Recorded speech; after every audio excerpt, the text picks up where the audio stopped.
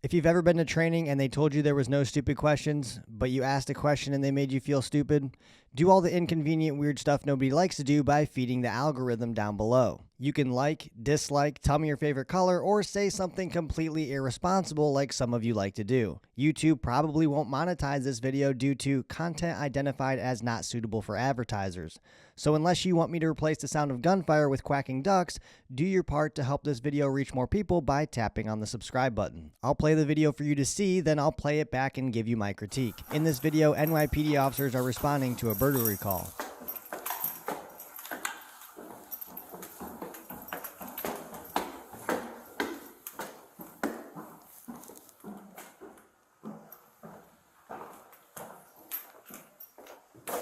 Oh boy, try again. Try this one.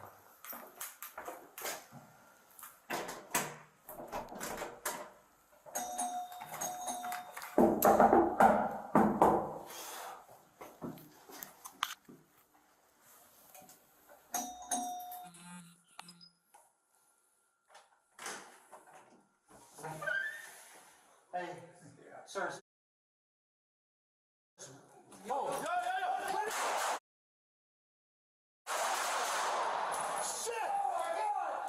Shots fired! Shots fired! People who are clearly disconnected from the realities of law enforcement say things like, how you get there doesn't matter, and no one cares where you are standing as long as you can deliver the round. It's really hard to deliver a round when you are laying on the ground with a hole in your face while your gun is in your holster. I would suggest running as far away from possible from anyone who tells you tactics, decision-making, or mindset are irrelevant. But the bad guy never got off a round and no cops were hurt, so it worked out, right? In fact, statistically speaking, whether or not you get to marksmanship at all will likely be the difference between winning or losing. I'll have a poorly made video I uploaded on that topic linked at the end of this video. Before I point out what seems like a glaringly obvious tactical mistake or procedural error that is sure to get you shot, I'd just like to say that it's unlikely that your radio or your cell phone will save you from a bad guy with a gun. I put out an entire podcast episode on mindset, so I'm not going to go too far down the rabbit hole here. But to put it simply, if you're thinking the worst case scenario every time, you probably wouldn't be standing there. Why would you respond to a burglary call and stand directly in front of the door like you're delivering pizza and not as if you're going to encounter someone who might try to hurt you? If I put on that same scenario in a training environment with simunition and I told you, when the door comes open, a bad guy is going to try to shoot you,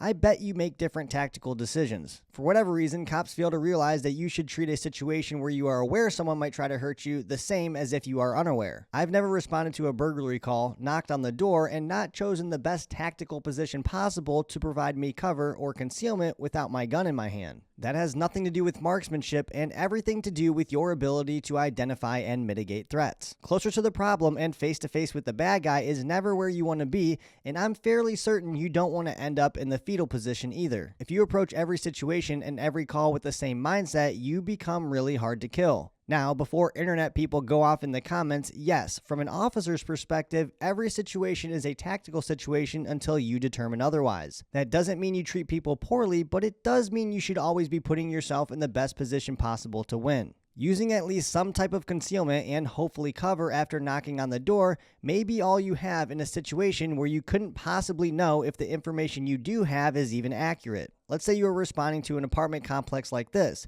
At what point do you think it's reasonable you could encounter a bad guy with a gun on a call like this? Is it reasonable that you could encounter the offender with blood on his shirt in the stairwell after he just conducted a home invasion? I think so. So if I don't have my gun out at least after I immediately enter the building, I definitely have it out walking up the stairs.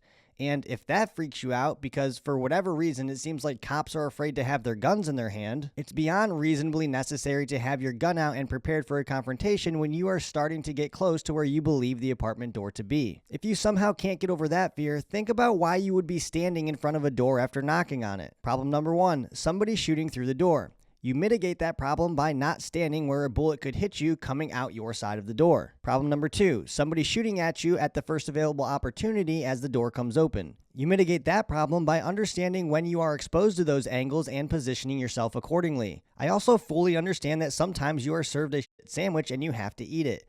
But I don't think anybody really enjoys eating shit sandwiches, so let's reserve those moments for when you have no other choice. In this instance, you could have had one officer on the lower stairwell waiting for the potential suspect to break 90 of this wall, and the other officer on the upper stairwell holding this angle towards the door. In this instance, once the suspect opens the door, the officer on the upper stairwell can start working that angle. And if a bad guy makes the mistake of seeking out the officers by pushing out into the open, he walks himself right into a situation he would likely be struggling to crawl out of. And if the bad guy is a true believer and ready to die, it will be him eating that shit sandwich. To have another officer with you is a luxury, so you might as well take advantage of that by creating multiple angles on the threat area. Doing so divides the suspect's attention and makes it extremely difficult, if not absolutely improbable, that he would even be afforded the opportunity to engage both of you. And all of that is really dependent on whether or not you are actually prepared for an engagement. Keep in mind that if you do need to engage, you may have to shoot through railings, but you should be thinking about how to overcome that before the door even comes open.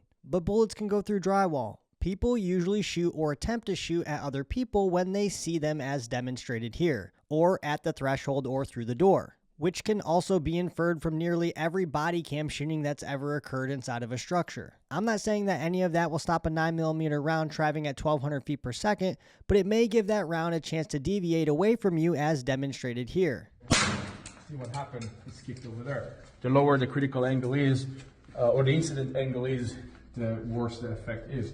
Everyone is quick to let us know that drywall won't stop bullets, but can't provide a better option because there isn't one that exists. There is no amount of CQB that will save you from the standard, which is a guy pointing a gun at the door waiting for you to SEAL Team 6 your way through the doorway. Officers fired a total of 7 rounds and the bad guy is no longer with us. When people answer doors after somebody knocks, they expect people to be where they usually are after knocking. So in this case, the bad guy was probably not at all surprised to find the cop standing there. Positioning yourself in such a way where the bad guy can't immediately shoot you forces him to at least work for something. Their approach to the door, their gun still in their holster, and this officer with his phone in his hand is a sure way to get yourself wiped off the planet. All of the things you are doing, which are the opposite of what you should be doing, is making marksmanship more difficult because you are coming out of the holster like shit! And instead of observing from a position of domination and being prepared to act. It seems that when cops do things that they shouldn't be doing, we tell them good job. Or even worse, reward the behavior, often referred to as positive reinforcement of negative behavior.